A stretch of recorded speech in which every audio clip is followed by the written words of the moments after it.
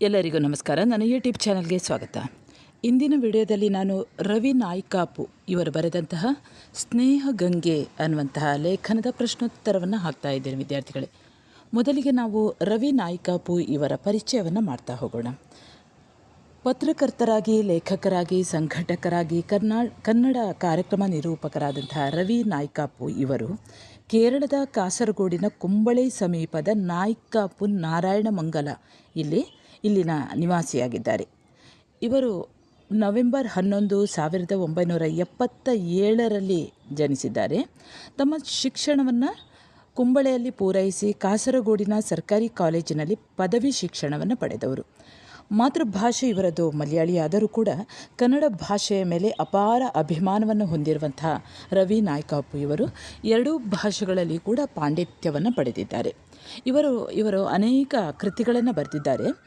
ದಾನಗಂಗೆ, ಸ್ನೇಹಗಂಗೆ, ಗಾನಗಂಗೆ, ಸಾವಿರದ ಸಾಧಕ, ಸಮಾಜದ ಸಂಪದ ಇವು ಇವರ ಕೃತಿಗಳು. ಜ್ಯೋತಿಷ್ಯ ಶಾಸ್ತ್ರ ಬಗೆಗಿನ ಕೃತಿಯನ್ನು ಮಲಯಾಳದಿಂದ ಕನ್ನಡಕ್ಕೆ ಭಾಷಾಂತರಿಸಿದ್ದಾರೆ. ಹಾಗೆ ಕತೆ, ಕವನಗಳು, ಸಾಮಾಜಿಕ ಸ್ಪಂದನೆಗಳು, ನೂರಾರು ಬರಹಗಳು, ಪರಿಸರ ಸಂಬಂಧಿತ ಲೇಖನಗಳು ಕರ್ನಾಟಕದ ವಿವಿಧ ನಿಯತಕಾಲಿಕೆಗಳಲ್ಲಿ ಪ್ರಕಟವಾಗಿದೆ. ಸರಿ ವಿದ್ಯಾರ್ಥಿಗಳೇ, ಈಗ ನಾವು ಸ್ನೇಹಗಂಗೆ ಈ ಲೇಖನದ ಪ್ರಶ್ನೋತ್ತರವನ್ನು ಗಮನಿಸ್ತಾ ಹೋಗೋಣ. ಮೊದಲ ಪ್ರಶ್ನೆ ನೋಡಿ, 8 ಅಂಕದ ಪ್ರಶ್ನೆ. ಇದರಲ್ಲಿ 2 ಪ್ರಶ್ನೆಗಳಿವೆ. ಈ 2 ಪ್ರಶ್ನೆಗಳಲ್ಲಿ ಯಾವ ಪ್ರಶ್ನೆ ಬಂದರೂ ಕೂಡ ನಾನು ಮುಂದೆ ಹೇಳುವಂತಹ ಉತ್ತರವನ್ನೇ ಬರೆಯಿರಿ. ಮೊದಲ ಪ್ರಶ್ನೆ, ಜೋಸೆಫ್ ಇವರು ಸಮಾಜಮುಖಿ ಸೇವಾ ಮನೋಭಾವದ ಕುರಿತು ಬರೆಯಿರಿ. ಜೋಸೆಫ್ರ ಸಮಾಜಮುಖಿ ಸೇವಾ ಮನೋಭಾವದ ಕುರಿತು ಬರೆಯಿರಿ. ಅಥವಾ ಜೋಸೆಫರು ನೊಂದವರ ಬದುಕಿನಲ್ಲಿ ಆಶಾಕಿರಣವಾದದ್ದು ಹೇಗೆ? ಉತ್ತರ ನೋಡಿ. ಆಟೋ ರಿಕ್ಷಾ ಚಾಲಕರಾಗಿ, ಸ್ನೇಹಾಲಯದ ಸಂಸ್ಥಾಪಕರಾಗಿ, ಜೀವನ ಪೂರ್ತಿ ಬರಿಗಾಲಲ್ಲಿ ಸಾಗುವ ನಿರ್ಧಾರಕ್ಕೆ ಬಂದಂತಹ ಜೋಸೆಫ್ ಅವರ ಜೀವನ ಹೆಚ್ಚಿನ ಜನರಿಗೆ ಸ್ಫೂರ್ತಿಯನ್ನು ನೀಡುವಂಥದ್ದು. ಬದುಕು ಕಟ್ಟಲು ಹೊರಟ ಜೋಸೆಫರು ಮುಂದೆ ಲಾರಿ ಬಸ್ಸಿನ ಕ್ಲೀನರ್ ಆಗಿ, ಅನಂತರ ಚಾಲಕರಾಗಿ ಬೆಳೆದು ಮಂಗಳೂರು ಮುಂಬೈ ಬಸ್ಸಿನ ಚಾಲಕರಾಗಿ ಹಲವಾರು 15 ವರ್ಷಗಳ ಕಾಲ ಇವರು ದುಡಿಯುತ್ತಾರೆ. ಈ ಮಧ್ಯೆ ಒಮ್ಮೆ ಅವರು ಚಾಲಕರಾಗಿ ಇರುವಾಗ ಪಡುಬಿದ್ರಿ ಸಮೀಪ ಸಂಭವಿಸಿದಂತಹ ಭೀಕರ ಅಪಘಾತದಲ್ಲಿ ತೀವ್ರ ಜಖಂ ಆಗಿ ಮರಣದ ಕಡೆಗೆ ಮುಖ ಮಾಡಿದರು. ಅಂದರೆ ತುಂಬ ಸೀರಿಯಸ್ ಆಗಿದ್ದರೂ ಕೂಡ ಹಲವು ತಿಂಗಳುಗಳ ಕಾಲ ಅವರು ನಿರಂತರ ಚಿಕಿತ್ಸೆಗೆ ಸ್ಪಂದಿಸಿ ಪ್ರಜ್ಞಾಹೀನ ಸ್ಥಿತಿಯಿಂದ ಗುಣಮುಖರಾಗಿ ಹೊರಬಂದಂತಹ ಜೋಸೆಫ್ ಅವರಿಗೆ ಏನೋ ಒಂದು ಹೊಸ ಯೋಚನೆ ಬರುತ್ತದೆ. ತನ್ನ ಈ ಪುನರ್ಜನ್ಮ, ತನ್ನ ಈ ಮರುಹುಟ್ಟು, ಅಂದರೆ ಕಾಲನ ಕಡೆಗೆ ಹೋಗಿದ್ದಂತಹ ಜೋಸೆಫ್ ಅವರು ತಿರುಗಿ ಮತ್ತೆ ಜನ್ಮ ಪಡೆದ ಹಾಗೆ ಇರ್ತಾರೆ. ಅಂದರೆ ಮತ್ತೆ ತಾಯಿಯ ಹೊಟ್ಟೆಯಿಂದ ಬಂದವರ ಹಾಗೆ ಇರ್ತಾರೆ. ಅಂದರೆ ಇದು ತನ್ನ ಮರುಹುಟ್ಟು. ತನ್ನಿಂದ ಏನೋ ಒಂದು ಸತ್ಕಾರ್ಯ ಆಗಬೇಕಾಗಿದೆ ಅನ್ನುವಂತಹ ಯೋಚನೆ ಅವರ ಮನಸ್ಸಲ್ಲಿ ಮೂಡುತ್ತದೆ. ಹಾಗೆ ಅವರು ಕೇರಳದಲ್ಲಿ ಇರುವಂತಹ ಧ್ಯಾನ ಕೇಂದ್ರಕ್ಕೆ ಹೋಗ್ತಾರೆ. ಅಲ್ಲಿ 10 ದಿನಗಳ ಕಾಲ ಧ್ಯಾನ ಮಾಡ್ತಾರೆ. ಆ ಧ್ಯಾನದಿಂದ ಹೊರಗೆ ಬಂದಾಗ ಅವರು ಪೂರ್ತಿಯಾಗಿ ಬದಲಾಗಿರ್ತಾರೆ. ಲಂಗು ಲಗಾಮು ಇಲ್ಲದಂತಹ ಈ ತನ್ನ ದೀರ್ಘ ಪಯಣ ತನ್ನ ಬದುಕಿನ ತಾಳವನ್ನೇ ತಪ್ಪಿಸಿತು ಎಂಬ ವಾಸ್ತವ ಮನದಲ್ಲಿ ಮೂಡಿದ್ದರಿಂದ ಮರಳಿ ಬಸ್ಸನ್ನು ಏರಲಿಲ್ಲ ಜೋಸೆಫ್. ಕುಟುಂಬ ನಿರ್ವಹಣೆಗಾಗಿ ಅವರು ಮಂಗಳೂರಿನಲ್ಲೇ ಒಂದು ಆಟೋ ರಿಕ್ಷಾವನ್ನು ಹಾಕಿ ತನ್ನ ಬದುಕನ್ನು ಸಾಗಿಸ್ತಾರೆ. ಹೀಗಿರುವಾಗ ಒಂದು ದಿನ ತಮ್ಮ ಐಷಾರಾಮಿ ಹೋಟೆಲಿನ ಗಡದೂಟದ 100 ರೂಪಾಯಿಯಲ್ಲಿ 6 ಮಂದಿಗೆ ಸಾಮಾನ್ಯ ಊಟ ಖರೀದಿಸಬಹುದು ಎನ್ನುವಂಥ ಒಂದು ಆಲೋಚನೆ ಬರ್ತದೆ. ಅಂದರೆ ಒಂದು ಹೋಟೆಲ್ನಲ್ಲಿ, ದೊಡ್ಡ ಹೋಟೆಲ್ನಲ್ಲಿ ಊಟ ಮಾಡುವಾಗ ಆಗುವಂಥ ಬಿಲ್, ಒಬ್ಬನೇ ಊಟ ಮಾಡುವಾಗ ಆಗುವಂಥ ಬಿಲ್ಲಿನಿಂದ ಒಟ್ಟಿಗೊಂದು 5-6 ಮಂದಿಗೆ ಊಟ ಖರೀದಿಸಬಹುದು, 5-6 ಮಂದಿಗೆ ಊಟವನ್ನು ಹಾಕ್ಬೋದು ಅನ್ನುವಂಥ ಒಂದು ಆಲೋಚನೆ ಅವರಲ್ಲಿ ಬರ್ತದಂತೆ. ಈ ಆಲೋಚನೆ ಬಂದದ್ದೇ ತಡ ತಮ್ಮ ಭೋಜನವನ್ನು ಸ್ವಲ್ಪ ಸರಳ ಮಾಡ್ತಾರೆ. ಅಂದರೆ ಮಿತ ಭೋಜನವನ್ನು ಮಾಡ್ತಾರೆ. ಕಡಿಮೆ ಹಣದ ಊಟವನ್ನು ತಗೊಳ್ತಾರೆ. ಉಳಿದ ಹಣದಲ್ಲಿ ರಸ್ತೆಯ ಬದಿಯಲ್ಲಿ ಲೋಕದ ಪರಿವೆಯೇ ಇಲ್ಲದೆ ಚಡಪಡಿಸುತ್ತಾ ಕಸದ ತೊಟ್ಟಿಯಿಂದ ಕೊಳೆತದ್ದನ್ನು ತೆಗೆದು ತಿನ್ನುತ್ತಿದ್ದಂತಹ 6 ಮಂದಿಗೆ ಪ್ರತಿದಿನ ಅವರು ಮಧ್ಯಾಹ್ನ ಬಹಳಷ್ಟು ಪ್ರೀತಿಯಿಂದ ಆತ್ಮೀಯತೆಯಿಂದ ಊಟದ ಪೊಟ್ಟಣವನ್ನು ಅವರಿಗೆ ಕೊಡಲು ಶುರು ಮಾಡ್ತಾರೆ. ಜೋಸೆಫ್ ಅವರ ಈ ಕೆಲಸವನ್ನು ಕಂಡು ಅವರ ಹಾಗೆಯೇ ಇದ್ದಂತಹ ಅನೇಕ ಹೃದಯವಂತರು ಜೋಸೆಫ್ರೊಂದಿಗೆ ಕೈ ಜೋಡಿಸ್ತಾರೆ. 6ರಿಂದ ಆರಂಭಿಸಿದ ಈ ಒಂದು ಸತ್ಕಾರ್ಯ 100ಕ್ಕೆ ಏರುತ್ತದೆ. ಮಧ್ಯಾಹ್ನದ ಆಟೋ ಸವಾರಿಯನ್ನು ಅವರು ಈ ಊಟ ಹಂಚಲಿಕ್ಕಂತಲೇ ನಿಗದಿಗೊಳಿಸ್ತಾರೆ. ಆ ಸಮಯವನ್ನು ಮೀಸಲಿಡ್ತಾರೆ. ಇತರ ರಾಜ್ಯಗಳಿಂದ ಬಂದು ಮಂಗಳೂರಿಗೆ ಬಂದು ಕೂಲಿ ನಾಲಿ ಮಾಡಿ ಬದುಕು ಸಾಗಿಸುತ್ತಿದ್ದ ಬಡಪಾಯಿಗಳು ಮಾರಕ ಚಿಕನ್ಗುನ್ಯಾ ರೋಗ ಪೀಡಿತರಾದಾಗ ಜೋಸೆಫ್ ಅವರಿಗೆ ಅನಾಥ ಬಂಧುವಾಗಿ ನೆರವಾಗುತ್ತಾರೆ. ಆಸ್ಪತ್ರೆಯಲ್ಲಿ ಉಳಿದುಕೊಳ್ಳಲು ಸಹಾಯಕರಿಲ್ಲದಂತಹ ಆ ಮಂದಿಯ ಚಡಪಡಿಕೆಯನ್ನು ಅರ್ಥೈಸಿಕೊಂಡಂತಹ ಜೋಸೆಫ್ ಅವರನ್ನು ಮಂಗಳೂರಿನ ವೆನ್ಲಾಕ್ ಧರ್ಮಾಸ್ಪತ್ರೆಗೆ ಸೇರಿಸಿ ಅವರ ಸೇವೆ ಮಾಡಲು ಅವರ ಜೊತೆಯಲ್ಲೇ ಉಳಿದುಕೊಂಡು ಗುಣಮುಖರಾದಾಗ ಅವರ ಕಿಸೆಯಲ್ಲಿ ಸ್ವಲ್ಪ ಹಣವನ್ನು ಇಟ್ಟು ಅವರನ್ನು ಊರಿಗೆ ಕಳುಹಿಸುತ್ತಾರೆ. ಸಂಬಂಧಿಕರೇ ಇಲ್ಲದ ಅಸಹಾಯಕರನ್ನು ಮಂಗಳೂರು ಮದರ್ ತೆರೇಸಾ ಆಶ್ರಮ ಇಲ್ಲವೇ ಉಡುಪಿಯ ಶಂಕರ್ಪುರದಲ್ಲಿ ಇರುವಂತಹ ವಿಶ್ವಾಸದ ಮನೆ, ಈ ಅಭಯ ಕೇಂದ್ರಗಳಿಗೆ ಅವರನ್ನು ಆಶ್ರಯಗಳಿಗೆ ಒಪ್ಪಿಸುತ್ತಾರೆ. ಈಗಲೇ ಇಂತಹ ಅನಾಥರ ಪುನರ್ವಸತಿಯನ್ನು ಮಾಡಲು ತನ್ನಿಂದ ಸಾಧ್ಯವಿಲ್ಲವೇ ಎಂಬ ಚಿಂತನೆ ಅವರಲ್ಲಿ ಮೂಡುತ್ತದೆ. ಅದು ಚಿಗುರೊಡೆಯುತ್ತದೆ. ಹೀಗಿರುವಾಗ ಅವರ ತಂದೆಯ ಆಸ್ತಿ ಪಾಲಾಗ್ತದೆ. ಆ ಒಂದು ಪಾಲು ಇವರಿಗೂ ಸಿಗ್ತದೆ. ಆ ಒಂದು ಆಸ್ತಿಯನ್ನು ಮಾರಿ ಬಂದಂತಹ ದುಡ್ಡಿನಿಂದ ಇವರು ತಲಪಾಡಿಯ ತೂಮಿನಾಡು ಸಮೀಪ ಪುಟ್ಟ ಹಂಚಿನ ಮನೆಯ ಸಹಿತ 29 ಸೆಂಟ್ಸ್ ಸ್ಥಳವನ್ನು ಖರೀದಿಸಿ 2009 ಆಗಸ್ಟ್ 26 ಮದರ್ ತೆರೇಸಾ ಅವರ ಜನ್ಮದಿನದಂದು ಸತ್ಕರ್ಮದ ನಾಂದಿಗೆ ಜೋಸೆಫ್ ಅಣಿಯಾಗುತ್ತಾರೆ. ಅಂದರೆ ಅವರು ಕೂಡ ಒಂದು ಆಶ್ರಮವನ್ನು ಪ್ರಾರಂಭಿಸ್ತಾರೆ. ಅಂದು ಅವರು ಮಂಗಳೂರು ಮೀನು ಮಾರುಕಟ್ಟೆ ಸನಿಹದಲ್ಲಿ ಮಾನಸಿಕ ಹತೋಟಿಯೇ ಇಲ್ಲದೆ ಕೊಳಕಿನಲ್ಲಿ ಬಿದ್ದು ಹೊರಳಾಡುತ್ತಿದ್ದ ಇಬ್ಬರನ್ನು ತನ್ನ ಆಟೋದಲ್ಲಿ ಕರೆದುಕೊಂಡು ಬಂದು ತೂಮಿನಾಡಿನ ಮನೆಗೆ ಸೇರಿಸುತ್ತಾರೆ. ತಾವೇ ಅವರ ಕ್ಷೌರ ಸ್ನಾನವನ್ನು ಮಾಡಿಸಿ ಅವರಿಗಾಗಿ ಪ್ರಾರ್ಥನೆಯನ್ನು ಸಲ್ಲಿಸಿ ವಾಸ್ತವ್ಯವನ್ನು ಕಲ್ಪಿಸುತ್ತಾರೆ. ಆ ಮನೆಗೆ ಸ್ನೇಹಾಲಯ ಎಂಬ ಹೆಸರನ್ನು ಇಡುತ್ತಾರೆ. ಜೋಸೆಫರು ತಮ್ಮ ಲೋಕಾನುರಾಗಿ ದೃಷ್ಟಿಗೆ ಬಿದ್ದ ಗೂಡಿಲ್ಲದ ಹಕ್ಕಿಯಂತೆ ಬೀದಿಯನ್ನೇ ಮನೆಯನ್ನಾಗಿ ಮಾಡಿಕೊಂಡಿರುವಂತಹ ಚಿತ್ತವಿಕಲರು, ಅಂಗಹೀನರು, ಮನೆಯವರಿಗೆ ಭಾರವಾಗಿ ಅಂಗಡಿಯ ಜಗಲಿಯ ಆಸರೆ ಹುಡುಕುವಂತಹ ಮುದುಕರು, ಇವರೆಲ್ಲರಿಗೂ ಕೂಡ ಸ್ನೇಹ ವಾತ್ಸಲ್ಯದ ವಾಸ್ತವ್ಯ ಕಲ್ಪಿಸುವ ನಿಟ್ಟಿನಲ್ಲಿ ಕಾರ್ಯೋನ್ಮುಖರಾಗುತ್ತಾರೆ. 4 ವರ್ಷಗಳಲ್ಲಿ ಈ ಸ್ನೇಹಾಲಯ ನಿವಾಸಿಗಳ ಸಂಖ್ಯೆ 50 ದಾಟಿ ಬೆಳೆದಾಗ ಸೀಮಿತ ಸೌಕರ್ಯದ ವಾಸಸ್ಥಳದಲ್ಲಿ ಮುಂದುವರಿಯಲು ಅಸಾಧ್ಯವಾಗುತ್ತದೆ. ಸತ್ಕಾರ್ಯಗಳಿಗೆ ಸಹಾಯ ಸಿಗುವುದು ಸುಲಭ ಸತ್ಯ. ಹೀಗೆಂದು ಜೋಸೆಫರ ಇಂಗಿತವನ್ನು ಅರ್ಥೈಸಿಕೊಂಡಂತಹ ಕರುಣಾಳುಗಳು ಅವರ ಕಡೆಗೆ ತಮ್ಮ ಕೃಪಾಕಟಾಕ್ಷವನ್ನು ಬೀರುತ್ತಾರೆ. ಮುಂದಿನದೆಲ್ಲವೂ ಸಲೀಸಾಗುತ್ತದೆ.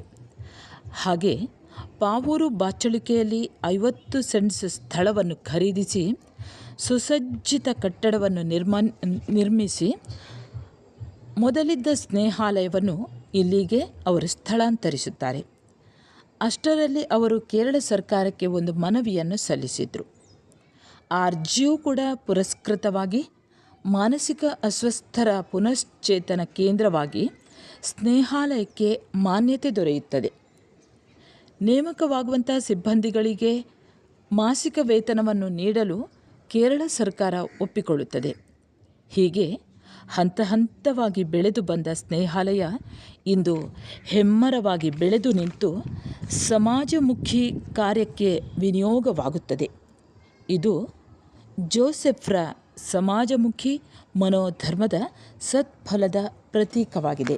ವಿದ್ಯಾರ್ಥಿಗಳೇ, ಈ ಸ್ನೇಹಾಲಯದ ಕುರಿತು ನಿಮಗೆ ಹೆಚ್ಚಿನ ಮಾಹಿತಿಯನ್ನು ತಗೊಳ್ಬೇಕು ಅಂತ ಇದ್ದರೆ ಅಥವಾ ನೋಡಬೇಕು ಅಂತ ಇದ್ದರೆ ಈ ಸ್ನೇಹಾಲಯದ ಒಂದು ಯೂಟ್ಯೂಬ್ ಇದೆ ನೋಡಿ, ಅಲ್ಲಿಗೆ ನೀವು ಭೇಟಿಯನ್ನು ನೀಡಿ ಅಥವಾ ಸಾಧ್ಯವಾದರೆ ಆ ಸ್ನೇಹಾಲಯಕ್ಕೆ ಭೇಟಿ ನೀಡಿ. ಸರಿ, ಇನ್ನೊಂದು ಪ್ರಶ್ನೆ ಇದೆ. ಆ ಪ್ರಶ್ನೆಯ ಈ ರೀತಿ ಇದೆ. ಇದು ಕೂಡ 8 ಅಂಕದ ಪ್ರಶ್ನೆ. ಸ್ನೇಹಾಲಯ ಎಂಬ ಸ್ನೇಹ ಮಂದಿರದ ಕುರಿತು ಬರೆಯಿರಿ, ಅಥವಾ ಸ್ನೇಹಾಲಯದ ಸಮಾಜಮುಖಿ ಸತ್ಕಾರ್ಯಗಳು ಯಾವುವು ವಿವರಿಸಿರಿ. ಇಲ್ಲಿ ಮಾನವೀಯ ಗುಣಗಳಿಂದ ಬದುಕನ್ನು ಕಟ್ಟಿಕೊಂಡವರು ಜೋಸೆಫ್ ಟ್ರಾಸ್ತಾ. ಇವರು ಹೇಳ್ತಾರೆ, ವಿನೋಬಾಜಿ, ಗಾಂಧೀಜಿ, ಮದರ್ ತೆರೇಸಾ ಮೊದಲಾದವರ ಪರಂಪರೆ ಪೂರ್ಣವಾಗಿ ನಾಶ ಹೊಂದಿಲ್ಲ. ಇವರ ಕುರಿತೇ ಈ ಮಾತನ್ನು ಹೇಳುವಂಥದ್ದು. ಹೀಗೆ ಇವರ ಹಾಗೆಯೇ ಮಾನವೀಯತೆಯ ಗುಣಗಳನ್ನು ಹೊಂದಿರುವಂತಹ ಜೋಸೆಫ್ ಅವರು ನಮಗೊಂದು ನಿದರ್ಶನವಾಗಿ ನಿಲ್ಲುತ್ತಾರೆ. ಇವರ ನೇತೃತ್ವದಲ್ಲಿ ಸ್ಥಾಪಿತವಾಗಿರುವಂತಹ ಸ್ನೇಹಾಲಯ ಎಂಬ ಸ್ನೇಹ ಕೇಂದ್ರ, ಈ ಕೇಂದ್ರದ ಮೂಲಕ ಅಶಕ್ತರ, ದುರ್ಬಲರ, ಮನೋವಿಕಲರ ಬದುಕಿಗೆ ಸ್ನೇಹ ಗಂಗೆಯನ್ನು ಹರಿಸಿದವರು ಜೋಸೆಫ್. ಮಂಜೇಶ್ವರ ಸಮೀಪದ ಪ್ರಕೃತಿಯ ವರದಾನದಂತಿರುವ ಬಾಚಳಿಕೆಯ ತಪ್ಪಲಿನಲ್ಲಿ ಸುಮಾರು 10 ಎಕರೆ ವ್ಯಾಪಿಸಿರುವ ಪ್ರಶಾಂತ ಪ್ರದೇಶದಲ್ಲಿ ಮೈದಳೆದಿರುವಂತಹ ಸ್ನೇಹಾಲಯ ಮಾನಸಿಕ ಅಸ್ವಸ್ಥರ ಪುನಶ್ಚೇತನ ಕೇಂದ್ರವು ಆಧುನಿಕ ಸಮಾಜ ಅಂದರೆ ಇಂದಿನ ಒಂದು ಕಾಲಕ್ಕೆ ಇದೊಂದು ಪಾಠಶಾಲೆ. ನೊಂದವರ ಬೆಂದವರ ಪಾಲಿಗೆ ಆಶಾಜ್ಯೋತಿ. ಹೆಸರೇ ಸೂಚಿಸುವಂತೆ ಸ್ನೇಹಾಲಯ ಇದು ಸ್ನೇಹದ ಆಲಯ, ಮತಿವಿಕಲ ಮಂದಿಯ ಅಭಯ ಕೇಂದ್ರ. ಪೂರ್ಣ ಮತಿವಿಕಲರಾಗಿ ಕಸದ ತೊಟ್ಟಿಯೇ ಅನ್ನದ ತಟ್ಟೆ, ಕೊಳಚೆಗುಂಡಿಯೇ ನೀರಿನ ಲೋಟ ಎನ್ನುವಂತಹ ಸ್ಥಿತಿಯಲ್ಲಿ ರಸ್ತೆ ಬದಿಯಲ್ಲಿ ಬಿದ್ದು ಕೊಳೆತು ಹೊರಳಾಡುವ ಅನಾಥ ಮಂದಿಗೆ ಮರುಜನ್ಮ ನೀಡುವ ಮಹಾ ಆಲಯ ಸ್ನೇಹಾಲಯ. ವರ್ಷಗಳಿಂದ ಅಲೆದಾಡಿ ಮರಣದತ್ತ ಮುಖ ಮಾಡಿದ್ದ ಹಾಗೆ ಮನೋವಿಕಲ ಬಡಪಾಯಿಗಳನ್ನು ತಂದು ಆತ್ಮೀಯ ಆರೈಕೆಯನ್ನು ಇತ್ತು ಲಾಲಿಸಿ ಪಾಲಿಸಿ ಮಕ್ಕಳಂತೆ ಮುದ್ದಾಡಿಸಿ ಬೆಳೆಸುವ ಇಲ್ಲಿನ ರೀತಿ ನಿಜಕ್ಕೂ ಕೂಡ ಅದ್ಭುತ. ಈ ಸ್ನೇಹಾಲಯದಿಂದ ಈವರೆಗೆ ಅದೆಷ್ಟೋ ಮಂದಿ ಮರಣದ ದವಡೆಯಿಂದ ಪಾರಾಗಿ ಬಂದು ಬದುಕನ್ನು ಕಟ್ಟಿಕೊಂಡಿದ್ದಾರೆ. ಬೀದಿಯಲ್ಲಿ ಚರಂಡಿಗಳಲ್ಲಿ ಬಿದ್ದು ಹೊರಳಾಡುತ್ತಿರುವ ಮತಿವಿಕಲರನ್ನು ಬಾಚಿ ತಬ್ಬಿಕೊಂಡು ತಮ್ಮ ಪ್ರೀತಿಯ ರಕ್ಷಣಾ ಕವಚದಲ್ಲಿ ಇರಿಸಿ ಮರುಜನ್ಮ ನೀಡುವ ಘನ ಕಾರ್ಯವನ್ನು ಮಾಡುತ್ತಿರುವ ಸ್ನೇಹಾಲಯ ನಿಜಕ್ಕೂ ಒಂದು ಪುಣ್ಯಧಾಮವೇ ಸರಿ. ಸ್ನೇಹಾಲಯ ಎಂಬುದು ಹೆಸರಿಗೆ ಮಾನಸಿಕ ಅಸ್ವಸ್ಥರ ಪುನಶ್ಚೇತನ ಕೇಂದ್ರವಾಗಿದ್ದರೂ ಸಂಸ್ಥೆಯ ಸ್ನೇಹದ ನೆರಳು ಸಮಾಜಮುಖಿಯಾಗಿ ನಾನಾ ಕಡೆಗಳಿಗೆ ಚಾಚಿಕೊಂಡಿದೆ.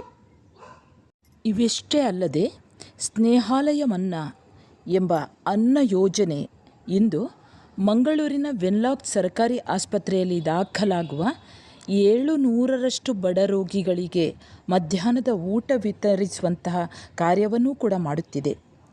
ಹಾಗೆ ಔಷಧಿ ಖರೀದಿಗೆ ಹಣ ಇಲ್ಲದೇ ಇರುವಂತಹ ಮಂದಿಗೆ ಔಷಧ ಪೂರೈಕೆ, ಆಸ್ಪತ್ರೆಗೆ ದಾಖಲಾಗುವ ರೋಗಿಗಳಿಗೆ ವಸ್ತ್ರ, ಹಾಗೆ ತೀರಿಕೊಂಡಂತಹ ಮೃತದೇಹವನ್ನು ಸಾಗಿಸಲು ಆಗದೇ ಇರುವವರಿಗೆ ಮೃತದೇಹಗಳನ್ನು ಊರಿಗೆ ಸಾಗಿಸಲು ಉಚಿತವಾಗಿ ಆ್ಯಂಬುಲೆನ್ಸ್ ಸೌಕರ್ಯ, ಜನಸೇವೆ, ಬಡ ಮಕ್ಕಳಿಗೆ ವಿದ್ಯೆಯ ಮೂಲಕ ಸಹಾಯ, 100 ಕುಟುಂಬಗಳಿಗೆ ನೆರವು, ಹೆಣ್ಣು ಮಕ್ಕಳಿಗೆ ವಿವಾಹವಾಗಲು ಸಹಾಯ, ಸೂರಿಲ್ಲದವರಿಗೆ ಸೂರಿನ ಆಶ್ರಯ, ಹೀಗೆ ಅನೇಕ ಲೆಕ್ಕವಿಲ್ಲದಷ್ಟು ಸೇವೆಗಳು ಈ ಕೇಂದ್ರದ ಮುಖಾಂತರ ಜೋಸೆಫ್ ಅವರು ಮಾಡ್ತಾ ಇದ್ದಾರೆ. ಕರ್ನಾಟಕ ಕೊಡಗು ಪ್ರದೇಶದಲ್ಲಿ ಸಂಭವಿಸಿದ ಭೂಕುಸಿತ ಹಾಗೂ ಕೇರಳ ರಾಜ್ಯದ ಭೀಕರ ಪ್ರಳಯ ದುರಂತದ ಸಂದರ್ಭದಲ್ಲಿ ಜನರು ಕಂಗೆಟ್ಟಿದಾಗ ಜೋಸೆಫ್ ಅವರ ನೇತೃತ್ವದಲ್ಲಿ ಸ್ನೇಹಾಲಯ ತಂಡ ಸಂತ್ರಸ್ತರ ಸಂಕಷ್ಟಕ್ಕೆ ಸೂಕ್ತ ರೀತಿಯಲ್ಲಿ ಸ್ಪಂದಿಸಿದ್ದಾರೆ. ಮಾರಕ ಕೊರೋನಾ ಸಾಂಕ್ರಾಮಿಕ ಕಾಯಿಲೆ ಆವರಿಸಿ ಲಾಕ್ಡೌನ್ ಆದಾಗ ಒಪ್ಪೊತ್ತಿನ ಊಟಕ್ಕೂ ಗತಿಯಿಲ್ಲದೆ ತ್ರಿಶಂಕು ಸ್ಥಿತಿಗೆ ಸಿಕ್ಕಿದಂತಹ ಇತರ ರಾಜ್ಯಗಳ ವಲಸೆ ಕಾರ್ಮಿಕರಿಗೆ ಪರಿಹಾರೋಪಾಯ ಹಾಗೆ ಕಾರ್ಯಚಟುವಟಿಕೆಯಲ್ಲಿ ಸ್ನೇಹಾಲಯ ತನ್ನನ್ನು ತಾನು ತೊಡಗಿಸಿಕೊಂಡಿತ್ತು. ವಲಸೆ ಕಾರ್ಮಿಕರು ಹೆಚ್ಚಿನ ಸಂಖ್ಯೆಯಲ್ಲಿ ತುಂಬಿಕೊಂಡಿರುವ ತಲಪಾಡಿ, ಉಪ್ಪಳ ಪ್ರದೇಶಗಳಲ್ಲಿ ಪ್ರತಿದಿನ 250ರಷ್ಟು ಮಂದಿಗೆ ಊಟದ ವ್ಯವಸ್ಥೆಯನ್ನು ಮಾಡಿದೆ. ನೂರಾರು ನಿರ್ಗತಿಕ ಕುಟುಂಬಗಳಿಗೆ ನಿಯಮಿತವಾಗಿ ಆಹಾರ ಸಾಮಗ್ರಿಗಳ ಪೊಟ್ಟಣವನ್ನು ವಿತರಿಸಿದೆ. ಕೊರೋನಾ ವೇಳೆ ರೋಗಿಗಳ ಸಾಗಾಟಕ್ಕಾಗಿ ಉಚಿತ ಆಂಬ್ಯುಲೆನ್ಸ್ ಸೌಕರ್ಯ ಕೂಡ ಕಲ್ಪಿಸಿದೆ. ಸ್ನೇಹಾಲಯದ ಕದ ತಟ್ಟುವ ನತದೃಷ್ಟರು ನಿರಾಸೆಯ ಮೋರೆಯೊಂದಿಗೆ ಬರಿಗೈಯಲ್ಲಿ ವಾಪಸಾದ ಇತಿಹಾಸವೇ ಇಲ್ಲ ಅನ್ನುವಷ್ಟು ವ್ಯಾಪಕವಾಗಿದೆ. ಸ್ನೇಹಾಲಯ ಮಾನಸಿಕ ಅಸ್ವಸ್ಥರ ಪುನಶ್ಚೇತನ ಕೇಂದ್ರದಲ್ಲಿ ಈಗ 260ರಷ್ಟು ಮಂದಿ ಒಂದಾಗಿ ನಿಶ್ಚಿಂತೆಯಿಂದ ಬದುಕುತ್ತಿದ್ದಾರೆ, ಬದುಕಿನ ದಾರಿಯನ್ನು ಕಂಡುಕೊಂಡಿದ್ದಾರೆ. ಕಳೆದ 12 ವರ್ಷಗಳಲ್ಲಿ 900ಕ್ಕೂ ಹೆಚ್ಚು ಜನ ರೋಗಮುಕ್ತರಾಗಿ ತಮ್ಮ ಮನೆಗೆ ತೆರಳಿ ನೆಮ್ಮದಿಯ ಉಸಿರನ್ನು ಆಡುತ್ತಿದ್ದಾರೆ. ಇಲ್ಲಿ ಈ ದೇಶದ ಜನರಲ್ಲದೆ ಪಾಕಿಸ್ತಾನ, ನೇಪಾಳ, ಬಾಂಗ್ಲಾದೇಶದ ಪ್ರಜೆಗಳೂ ಕೂಡ ಇಲ್ಲಿಯ ವಾಸಿಗಳಾಗಿದ್ದಾರೆ. ಸ್ನೇಹಾಲಯ ಸ್ವಉದ್ಯೋಗ ತರಬೇತಿ ನೀಡುವುದರ ಮೂಲಕ ಆಶ್ರಿತರನ್ನು ಸ್ವಾವಲಂಬಿಗಳಾಗಲು ಪ್ರೇರೇಪಿಸುತ್ತದೆ. ಸಾವಯವ ತರಕಾರಿ ಕೃಷಿ, ಪೇಪರ್ ಪೆನ್, ಹಿಡಿಸೂಡಿ, ಬಟ್ಟೆಯ ಬ್ಯಾಗ್, ಸಾಬೂನು, ಫಿನೈಲ್ ತಯಾರಿ, ಟೈಲರಿಂಗ್ ಸೇರಿದಂತೆ ವಿವಿಧ ಬಗೆಯ ತರಬೇತಿಗಳೂ ಕೂಡ ಇಲ್ಲಿವೆ. ಜನತೆಯ ಆದಾಯ ಮೂಲದ ಜಾನುವಾರು, ಕುರಿ, ಕೋಳಿ, ಹಂದಿ, ಮೊಲ ಸಾಕಣೆಯೂ ಕೂಡ ನಿವಾಸಿಗಳ ಬದುಕನ್ನು ಅರ್ಥಪೂರ್ಣಗೊಳಿಸುತ್ತದೆ. ಇಲ್ಲಿ ನೊಂದ ಜನರಿಗೆ ಇಲ್ಲಿಯ ಬದುಕು ಸುಂದರವಾಗಿದೆ ಹಾಗೂ ಸ್ವರ್ಗ ಸದೃಶವಾಗಿದೆ. ಇವಿಷ್ಟು ವಿದ್ಯಾರ್ಥಿಗಳೇ 8 ಅಂಕದ ಪ್ರಶ್ನೆಗಳು. ಇನ್ನು ಮುಂದೆ ಒಂದು 6 ಅಂಕದ ಪ್ರಶ್ನೆ ಇದೆ. ಜೋಸೆಫ್ ಕ್ರಾಸ್ತರ ವ್ಯಕ್ತಿತ್ವವನ್ನು ಪರಿಚಯಿಸಿರಿ. ಈಗಾಗಲೇ ಹೇಳಿದ ಹಾಗೆ ಆ ಉತ್ತರವನ್ನು ಜೋಸೆಫ್ ಅವರ ಬಗ್ಗೆ ಇರುವಂಥ ಉತ್ತರವನ್ನು ಬರಿಬೋದು. ಜೋಸೆಫ್ ಕ್ರಾಸ್ತ ಅವರ ವ್ಯಕ್ತಿತ್ವ ಸಮಾಜಕ್ಕೆ ಮಾದರಿಯಾಗಿರುವಂಥದ್ದು. ಅವರು ದೀನದಲಿತರ ಬಡವರ ಶ್ರೇಯಸ್ಸಿಗಾಗಿ ತಮ್ಮ ಜೀವನವನ್ನೇ ಮುಡಿಪಾಗಿಟ್ಟವರು. ಹಾಗೆ ಸಾಮಾನ್ಯ ಮನೆತನದಿಂದ ಬಂದವರು. ಕೇರಳದ ಕಾಸರಗೋಡು ಜಿಲ್ಲೆಯ ಸೀತಾಂಗೋಳಿ ಇದು ಜೋಸೆಫ್ ಅವರ ಹುಟ್ಟೂರು. ಅಂಗಡಿ ಕಾರ್ಮಿಕರಾಗಿದ್ದಂಥ ಮಾರ್ಷಲ್ ಕ್ರಾಸ್ತ ಮತ್ತು ಮೇರಿ ಡಿಸೋಜಾ ಈ ದಂಪತಿಯ 3 ಮಕ್ಕಳಲ್ಲಿ ಕಿರಿಯವರು. 1970 ನವೆಂಬರ್ 5ರಂದು ಜೋಸೆಫ್ ಅವರು ಜನಿಸಿದರು. ಬಾಲ್ಯದ ಕಾಲ ಅಷ್ಟೇಂದ್ರೂ ಸುಖಕರವಾಗಿರಲಿಲ್ಲ.